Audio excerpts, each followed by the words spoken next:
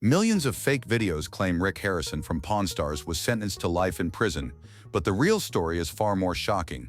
While Rick isn't behind bars, his empire has completely collapsed in ways that make any clickbait seem tame. After 15 years dominating television and turning a pawn shop into a multi-million-dollar franchise, the Harrison dynasty has been destroyed by betrayal, tragedy, and scandals. The show that made them famous was officially canceled in 2025. Family members fled the country, and dark secrets finally surfaced. This is how Pawn Stars went from reality TV gold to a cautionary tale of fame's destructive power. February 2025 brought the announcement fans dreaded but insiders saw coming. Pawn Stars, History Channel's highest-rated series for over a decade, was officially done. After 23 seasons and nearly 700 episodes broadcast in 150 countries, Rick Harrison confirmed the show was no longer under contract with the network. The corporate speak about indefinite hiatus and hopes for Pawn Stars 2.0 couldn't hide the brutal reality. Sources revealed filming had become a nightmare, with cast members barely functioning through personal tragedies and mounting legal pressures. The chemistry that made the show work was gone, replaced by tension so thick cameras couldn't hide it. Rick's statement about waiting to see what comes next was really a desperate plea to salvage something from the wreckage. The man who spent decades building his brand watched it disintegrate in real time, powerless to stop the avalanche of problems. Production insiders described the final months as toxic, with arguments erupting between takes and cast members walking off set. The spontaneous interactions that once charmed audiences had been replaced by scripted conversations that felt forced and artificial. Ratings had been declining for years as viewers sensed the authenticity was gone. The financial implications were staggering. The show generated millions in revenue annually, not just from broadcast rights but from merchandise, tourism to the Las Vegas shop, and licensing deals worldwide. The gold and silver pawn shop had become a pilgrimage site for fans, with tour buses arriving daily and crowds hoping to spot the cast. But the show's success had also become its curse. The pressure to maintain ratings led to increasingly dramatic storylines that pushed the boundaries of reality television. What started as genuine family interactions became manufactured drama designed to keep viewers engaged. The cancellation represented more than just the end of a TV show. It was the collapse of a carefully constructed brand that had taken decades to build.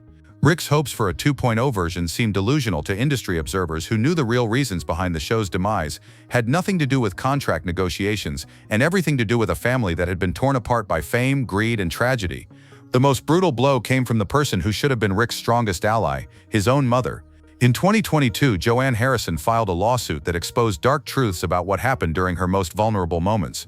Court documents revealed a shocking allegation. When Joanne was hospitalized and in a coma during the early 2000s, Rick made a decision that would define their relationship forever. As his mother emerged from the coma, disoriented and struggling to understand her situation, Rick allegedly presented her with legal papers signing over her 51% stake in the gold and silver pawn shop. Joanne claimed she had no comprehension of what she was signing, that her medical condition made understanding the document's magnitude impossible. For years, she trusted Rick to handle the family business fairly, believing her interests were protected. But when her husband Richard died in 2018 and she should have inherited his 49% share, Rick allegedly refused to provide proper accounting of business finances. The lawsuit revealed over $500,000 worth of cash and silver had mysteriously disappeared from accounts that should have been accessible to Joanne. When she demanded answers, Rick stopped her monthly payments, her primary income source.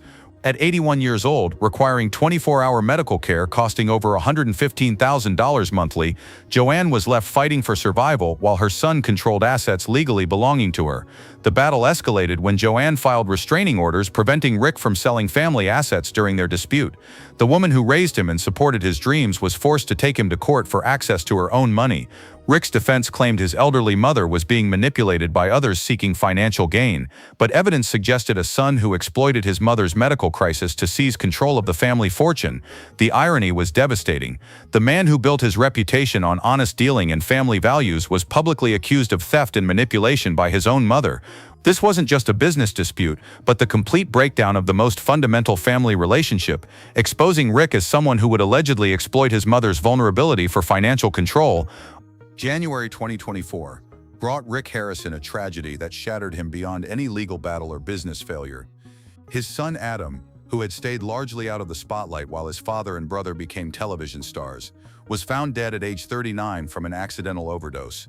Adam's death revealed the heartbreaking story of a young man struggling with addiction while his family's fame grew around him. He'd been in and out of rehabilitation facilities throughout his 20s, with Rick desperately trying to save a son who kept falling into destructive patterns despite having access to every resource money could buy. The coroner's report was devastating. Adam died from fentanyl and methamphetamine toxicity, found unresponsive in a Las Vegas guest house after days of not answering his door. Police discovered drug paraphernalia scattered around his bed, final evidence of a battle raging over a decade. In interviews after Adam's death, Rick's pain was impossible to hide. He spoke about thinking of his son daily, second-guessing every parenting decision, feeling helpless watching someone he loved self-destruct. The man who always projected confidence was revealed as a father who couldn't save his own child. Rick became an advocate against the fentanyl crisis, blaming border security and government inaction for his son's death. But those close to the family suggested deeper issues, that Adam felt overshadowed by the show's success and struggled with the pressure of being a Pawn Stars kid without actually being part of the television empire. Adam had worked at the pawn shop before the show's success, but chose a different path, becoming a plumber and staying away from cameras. Some speculated he resented the attention his family received while he remained invisible to the public that made his father rich and famous. The tragedy exposed the dark side of reality television fame, how it can tear families apart even while appearing to bring them together. Rick's grief was compounded by guilt, wondering if his pursuit of television success had somehow contributed to losing the son who mattered most. This loss would fundamentally change everything about how the remaining family members viewed their public lives. While Rick grieved his son's death and battled legal problems, another family member was plotting his own escape from the Pawn Stars empire. Corey "Big Hoss" Harrison, who had been a fixture on the show since its 2009 debut, made a shocking announcement that he was done with the family business forever. In early 2025, as contract negotiations for potential future seasons stalled, Corey revealed he had no intention of returning to television.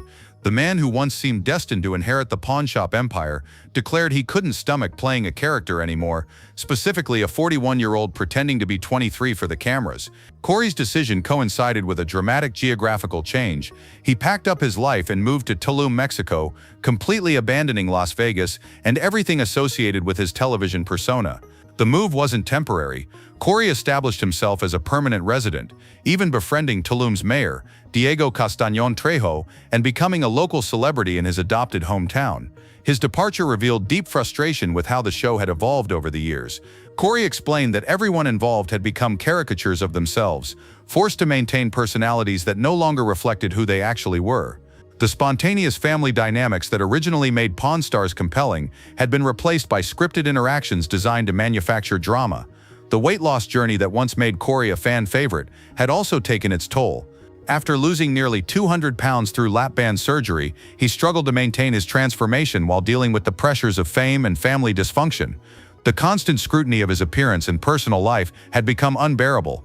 Corey's relationship with his father had grown increasingly strained, particularly after Adam's death and the ongoing legal battle with their grandmother. When Rick and Chumley launched their Pawn After Dark podcast without involving him, Corey saw it as the final sign that his family was moving forward without him.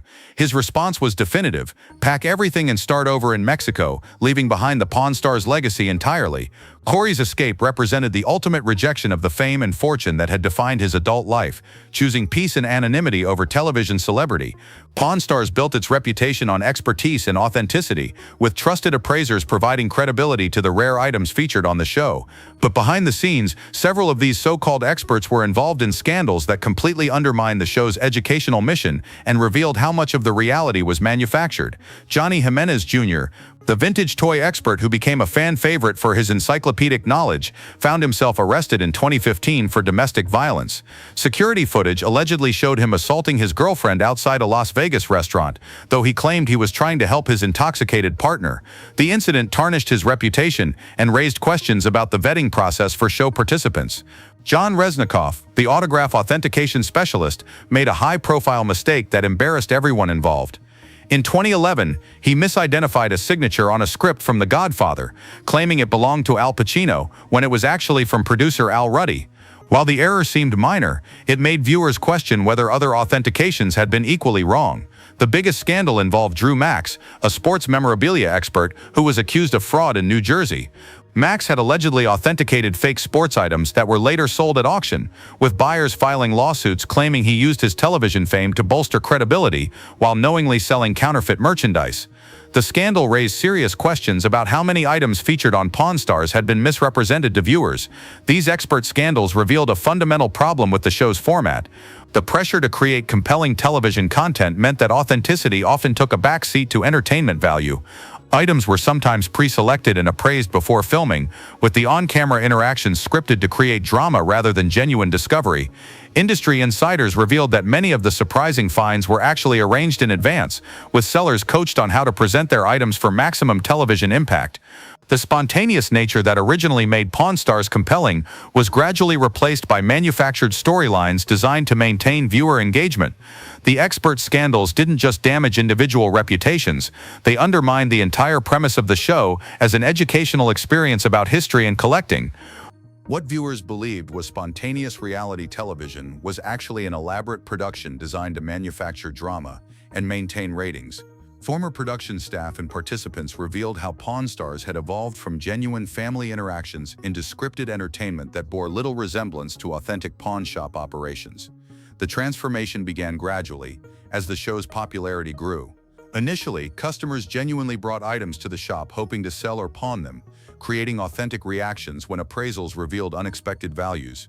But as crowds began gathering outside the shop and filming became disruptive, producers moved operations to a duplicate studio behind the scenes. The change in filming location marked the beginning of the end for authenticity. Sellers were increasingly pre-selected from a pool of applicants, with items appraised and researched before cameras rolled. The surprise moments viewers loved were carefully choreographed, with Rick and his family coached on how to react to maintain the illusion of spontaneity. Arguments between family members that once felt genuine became manufactured conflicts designed to create emotional engagement. Production assistants would brief cast members on talking points and conflicts to explore during filming, turning real family dynamics into scripted drama. The expert consultations that provided educational value were also manipulated. Rather than Rick genuinely needing outside opinions, experts were scheduled in advance based on items already selected for episodes. Their surprising revelations about historical significance or monetary value had often been discussed and rehearsed before filming began. Former employees described a toxic work environment where maintaining the fictional narrative became more important than honest business practices. Cast members were pressured to exaggerate reactions and create conflicts that didn't exist in their real relationships. The shop's actual business operations bore little resemblance to what appeared on television. Most genuine pawn transactions happened away from cameras, with the television version representing a completely artificial version of how the business actually functioned. This evolution from reality to scripted entertainment wasn't unique to Pawn Stars, but it represented a fundamental betrayal of viewer trust. Fans who tuned in to learn about history and collecting were instead consuming manufactured drama designed to generate advertising revenue rather than provide genuine educational content. Rick Harrison's attempts to capitalize on Pawn Stars' success led to a series of business ventures that failed spectacularly and generated even more legal problems for the already embattled family. The most notable disaster was Pawn Plaza, a retail center near the pawn shop that was supposed to leverage the show's popularity to create a tourist destination. The concept seemed logical. Fans visiting the famous pawn shop would want additional entertainment and shopping options nearby. Rick invested heavily in creating restaurants and retail spaces that were supposed to benefit from the constant stream of tourists drawn by the television show. But Pawn Plaza became a financial nightmare almost immediately. Several businesses that opened in the development closed within months due to lack of foot traffic, despite being located near one of Las Vegas's most famous tourist attractions. The problem wasn't location, it was Rick's failure to provide the marketing support and promotional assistance he had promised to tenants. Business owners who had invested their savings based on Rick's assurances about tourist traffic found themselves struggling to survive. Many had signed expensive leases, expecting the Pawn Stars brand to drive customers to their establishments, only to discover that television fame didn't automatically translate to retail success. The failed businesses led to a cascade of lawsuits from angry tenants who claimed Rick had misrepresented the potential for success. Some alleged that he had provided misleading projections about visitor numbers and failed to deliver promised promotional support that could have made their businesses viable. The legal battles over Pawn Plaza revealed Rick's business acumen wasn't as sharp as his television persona suggested. While he had successfully built the pawn shop and television franchise, expanding into real estate development and retail management required different skills he apparently lacked. The failures also highlighted how the show's success had created unrealistic expectations about Rick's ability to generate success in other ventures. The brand that worked perfectly for reality television didn't necessarily translate to other business models, leaving Rick with expensive failures and angry partners demanding compensation.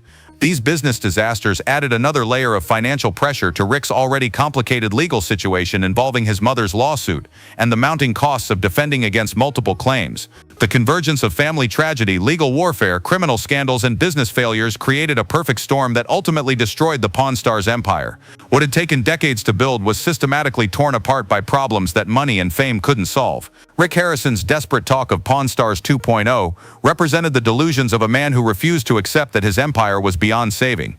Industry insiders described his attempts to shop the show to other networks as futile, given the toxic reputation the franchise had developed and the legal complications surrounding key cast members. The false rumors about Rick's imprisonment that went viral in 2025 were almost fitting. While he wasn't literally behind bars, he had become a prisoner of the fame and success that once seemed like the ultimate achievement.